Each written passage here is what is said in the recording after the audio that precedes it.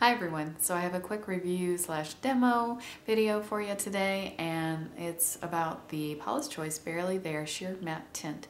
And this is broad spectrum SPF 30, and the color I have is level 1, which I think also was called fair slash light before. The color of this is very similar to the Clinique CC cream in very light. It is kind of a yellowy beigey color. You'll see in the application though that because it's fairly sheer, I don't know that it will make too much of a difference for most people.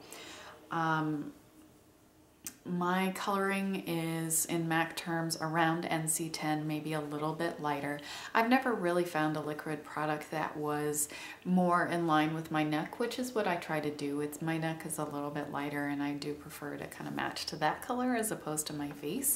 From the freckles and whatnot, my face does look, you know, a little darker than my neck. And so yeah, I just kind of accept that if I am going to use a liquid product, it is 99% most likely to not really match. So based on this being a sheer product though, it doesn't really matter that much. I will, as you'll see, take it down onto my neck a little bit to compensate just in case there is a little bit of a noticeable difference. The yellow tone, that might be the only thing that could possibly cause a little bit of an issue, but I imagine if you're kind of pink, it's so sheer that it might just kind of cancel out that pink color a little bit and give you a little bit more of a neutral finish. I'm not sure. I'm kind of straddling between neutral and warm, so I do gravitate towards more warm colored as opposed to pink. I feel that the pinks can look a little bit funky on me. But anyway, that doesn't matter too much for this just because the coverage is not very high. It does say that it's got matte in the name, but I wouldn't consider it matte at any point on my face. But I've never used a moisturizer or SPF that left me matte. So, you know, that I can't really say anything to that. Maybe for people that do get matte finishes from other moisturizers that say matte will see a matte finish, but I did not.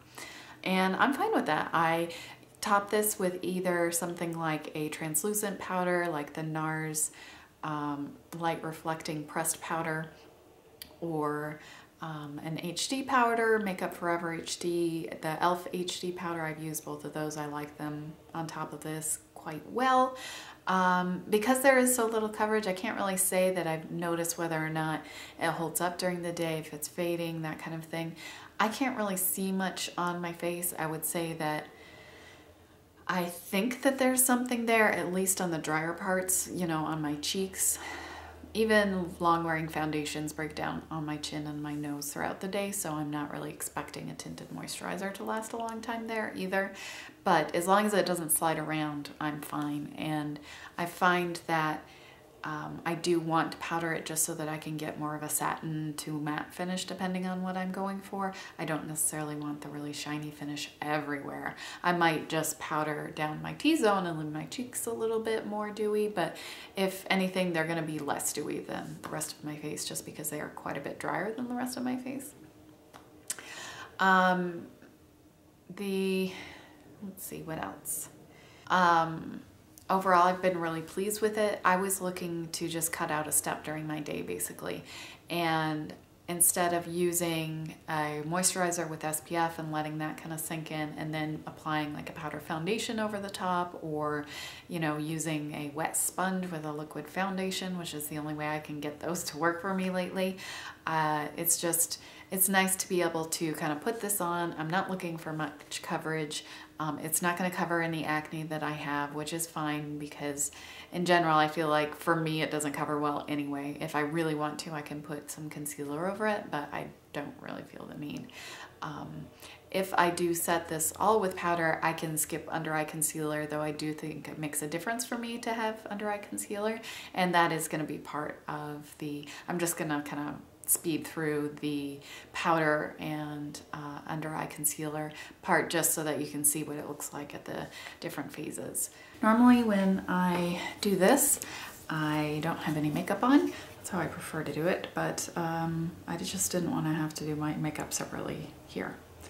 So this is about how much I will use, which is about how much I would use of regular moisturizer. Just rub it between my hands and just start rubbing it in like a moisturizer. Now, I've had a lot of problems with liquid products settling into my pores. Even that Clinique CC cream was doing that to me. And I don't know if it's because I had more dryness on my face than I realized, but it still settles into my pores on my nose too. So I'm not really sure what it is about my face. It was a couple of years ago that this started happening. And that's why I kind of stopped wearing liquid foundation. The only way I can get them to work on my face very well consistently is by using something that works like a beauty blender. So just some sort of sponge that's saturated with water and you squeeze out and whatever.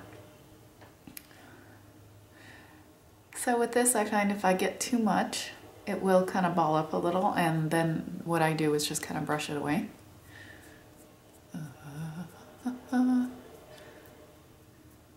Which tends to happen around my chin.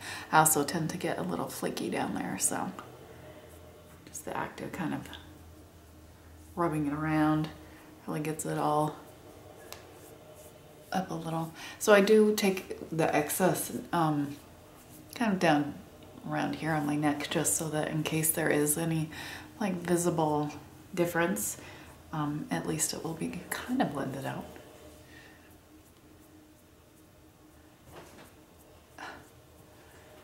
So I am just going to put on some concealer and powder. So I'll go ahead and include that, but we'll zoom right through it. For concealer, I'm using the CoverGirl Plus Olay, the Depuffer in Fair, and the powder I'm using is a little sample, and it's the Smashbox Halo Hydrating Perfecting Powder in Fair. This is also a little too dark for me, but what are you gonna do?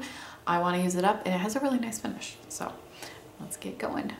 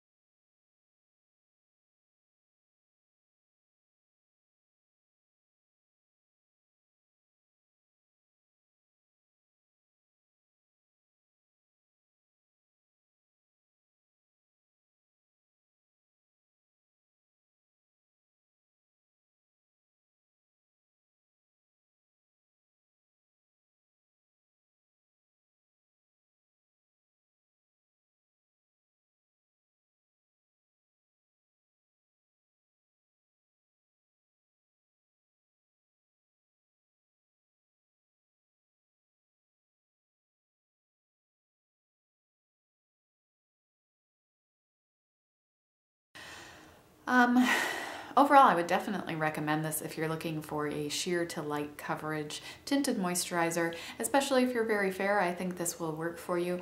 I think if you are a little bit more fair than I am, or you know, around NC 15 to NC 20 perhaps, I think that this would work fine just because it's fairly sheer. It's not going to make a huge difference, I think. It's, for me, I just want to tone down a little bit of the pinkness in my nose, on my cheeks, around my mouth, on my chin, you know, the pink that happens from like here down. And just make things look a little bit more even and just a little bit more put together. But I'm not looking for, I've never liked full coverage foundation.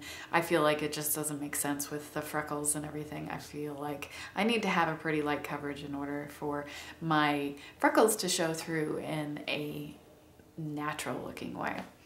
So I think that is everything. Let me know if you have any questions or just comments below. I would love to hear from you. And if you have any, if you know of any tinted moisturizer that is more fair than this and also a good formula, I would love to hear it. And well, yeah, I think that is everything. Thank you so much for watching, and I hope you are having a lovely day, and I'll see you soon.